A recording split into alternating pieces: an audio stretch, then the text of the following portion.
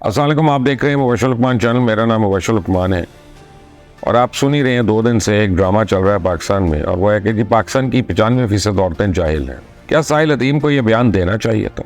क्या पाकिस्तान में सिर्फ औरतें ही जाहिल हैं, मर्द जो है बाकी वो बड़े को काबिल हैं?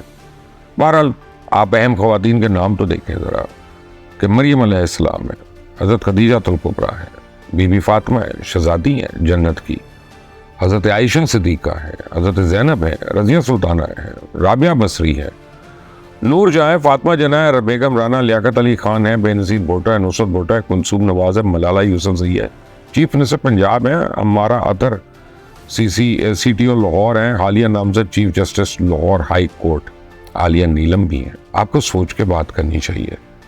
खलीलुर रहमान कमर से ज़्यादा शातिर आदमी तो नहीं देखा।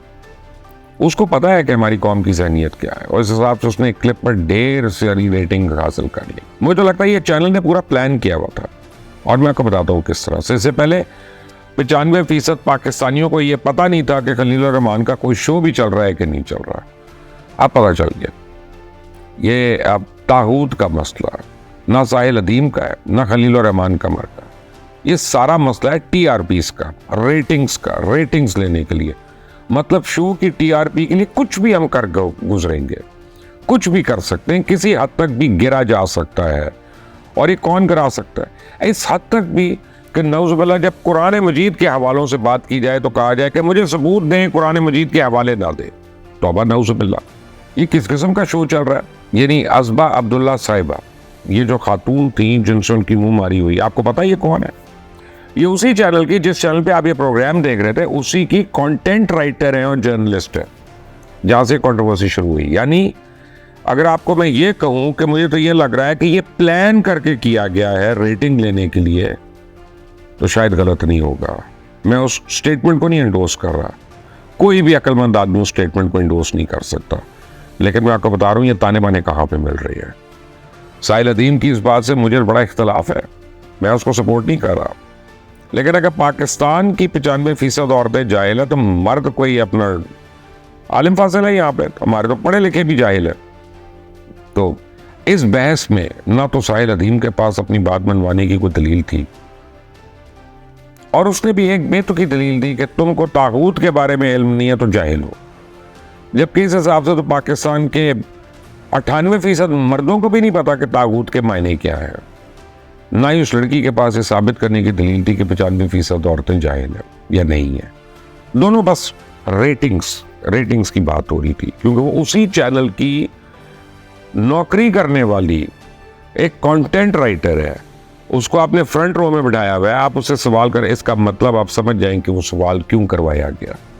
तो ऐसा तो होना ही था ना, जब उलमा की बजाय जोहला से मसाइल पूछे जाएंगे, जब उलमाए कराम के मुताबिक अगर उनसे पूछा जाए तागूत क्या है, तो वो कहते हैं कि इंजीनियर मोहम्मद अली मिर्जा और साहिल अदीम इस वक्त दोनों तागूत की एक जिंदा मिसाल है।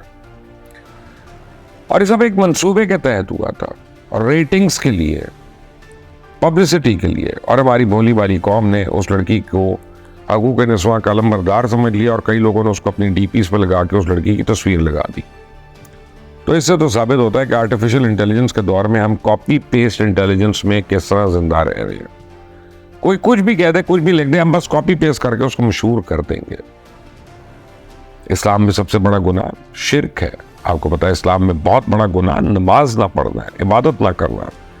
इस्लाम में बहुत बड़ा गुनाह वालिदैन की नाफरमानी है। इस्लाम में सबसे बड़ा गुनाह रिस्क हलाल ना कमाना और फिर रिस्क को ज़ाया करना। इस्लाम में बहुत बड़ा गुनाह हकूक़ुल इबाद का ख्याल न करना, बल्कि आप समझें कि बड़े तरीन गुनाहों में से है। इस्लाम में बहुत बड़ा गुनाह जिसकी तो कोई माफ़ी नहीं है, वो सूद है, जिसके खिलाफ आपने अगर आप सूद का कारोबार करते हैं तो अल्लाह के खिलाफ ऐलान जंग कर दिया। बाकी एक लंबी चौड़ी फहरिस्त आपके सामने होगी। अब उन सारे गुनाहों में साहिल अदीम वाला तागूत भी शामिल कर ले, तो इसी तरह के मिसोजिनिस्ट जो सोच है वो TV चैनल्स पे हम बिठा लेते हैं, और ये औरतों के हकूक पे या औरत के हकूक पे औरतों को लेक्चर्स देते हैं। मर्द ये फैसला करेगा कि औरत को कब, कहाँ और कितने हकूक खैरात में बांटने हैं। ये बेवकूफ़ ये नहीं जानते कि अब तब्दीली आ चुकी है। ना सिर्फ औरतों को शऊर पहले था बल्कि अभी भी है, लेकिन अब उनको बोलना भी आ गया उस शऊर के लिए। मुकम्मल कहानी क्या। सोशल मीडिया सार्फिन जो है वो टीवी मेज़बान आयशा जहाज़ेब और शरीक मेहमान खलील रहमान कमर को भी आड़े हाथों ले रहे हैं। तो समर टेलीविज़न का ये प्रोग्राम है, इसका मुकालबा मैं कुछ दिन पहले साहिल अदीम ने ख़वातीन और इंसानी हकूक़ की बहस के दौरान मुल्क की 95% ख़वातीन को जाहिल करार दे दिया और दावा किया कि मुल्क के सिर्फ 25% मर्द जाहिल हैं। उन्होंने ख़वातीन के हवाले से मज़ीद कहा कि उन्हें मेकअप, टिकटॉक और डांस में दीगर मौज़ूआत पर तो मुकम्मल अबूर होता है, लेकिन इस्लाम समेत दीगर तालीमात के हवाले से उनको कोई इल्म नहीं होता। मौसूफ ने दलील ये दी कि मुल्क का जायज़ा लिया जाए तो 100 में से 25 मर्द जाहिल निकलेंगे, जबकि 50 मर्द कम पढ़े लिखे और 25% मर्द जो है वो आला तालीम याफ्ता होंगे। तो साहिल अदीम साहब का कहना था कि अगर 100 ख़वातीन का जायज़ा लिया जाए तो 95% ख़वातीन जाहिल निकलेंगी, उन्हें सिर्फ मेकअप और टिकटॉक का इल्म होगा, उन्हें तागूत का मतलब तक नहीं मालूम होगा। मोटिवेशनल स्पीकर की जानिब से मुल्क की 95% ख़वातीन को जाहिल करार दिए जाने पर प्रोग्राम में मौजूद एक लड़की ने उनसे इख्तलाफ करते हुए उनसे प्रोग्राम के दौरान ही माफ़ी मांगने का मुतालबा किया। लड़की ने दलील दी कि 95% ख़वातीन को जाहिल करार देने में शवाहिद और सबूत पेश किए गए। दूसरा यह कि मुल्क की ख़वातीन को मर्दों ने ही जाहिल बना रखा है। तो इसी प्रोग्राम के दौरान मोटिवेशन स्पीकर और मज़कूरा लड़की के दरमियान बहस के वक्त ड्रामा साज खलील रहमान कमर भी कूद कर मैदान में आगे वो घुमा रहे थे। जब प्री प्लान्ड है तो आना ही है ना बीच में, और उन्होंने उस लड़की को झाड़ दिया पकड़ के। तो खलील रहमान कमर ने लड़की से बात करने के दौरान सख्त लहजा अपनाया, जिस पर भी सोशल मीडिया सार्फिन ने गुस्से का इज़हार किया और उस ड्रामा साज को या ड्रामेबाज को आड़े हाथों लिया।